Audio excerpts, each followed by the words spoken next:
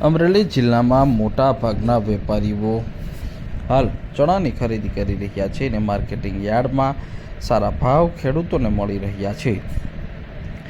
અમરેલી, સાવરકુંડલા, ધારી, Bagasara, Khambha marketing યાર્ડમાં ચણા અને ઘઉંની આવકમાં ખૂબ જ વધારો નોંધાયો છે।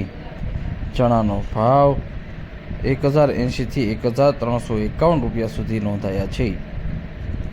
સાવરકુંડલા માર્કેટિંગ યાર્ડમાં આજે જણસની હરાજી કરવામાં આવી હતી।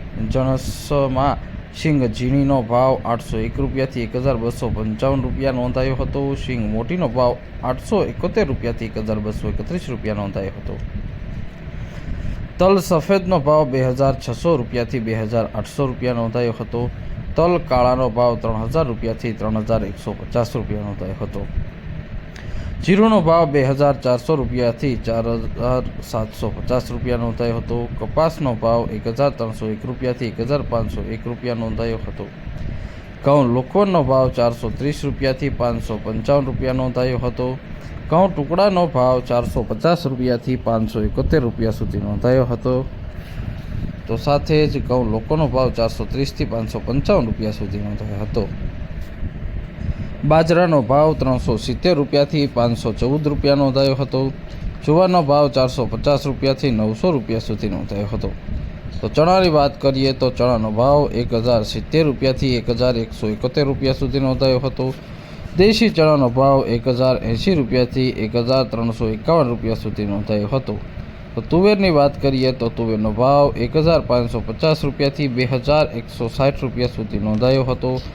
એરડીનો ભાવ 1045 રૂપિયાથી 1135 રૂપિયા સુધી નોંધાયો હતો। મેથીનો ભાવ 811 રૂપિયાથી 1300 રૂપિયા સુધી નોંધાયો હતો। રાય અને રાયડાનો ભાવ 800 રૂપિયાથી 1175 રૂપિયા સુધી નોંધાયો હતો।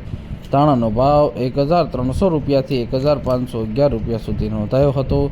સોયાબીનનો ભાવ 825 રૂપિયાથી 896 રૂપિયા સુધી નોંધાયો હતો। માર્કેટિંગ યાર્ડમાં સૌથી વધુ ચણાની આવક નોંધાઈ હતી। સાવરકુંડલા માર્કેટિંગ યાર્ડમાં 6900 મણ ચણાની આવક નોંધાઈ હતી। તો સાથે જ ઘઉં લોકવન, ઘઉં ટુકડાની 6750 મણની આવક નોંધાઈ હતી।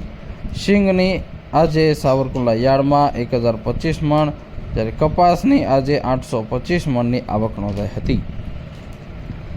કપાસનો ભાવ 1301 રૂપિયાથી 1501 રૂપિયા સુધી નોંધાયો હતો। છેલ્લા દિવસોમાં કપાસના ભાવમાં વધારો નોંધાયો છે। તો ચણાના ભાવમાં પણ આંશિક વધારો નોંધાયો છે। 1080 રૂપિયાથી 1351 રૂપિયા ભાવ ચણાનો બોલાયો હતો।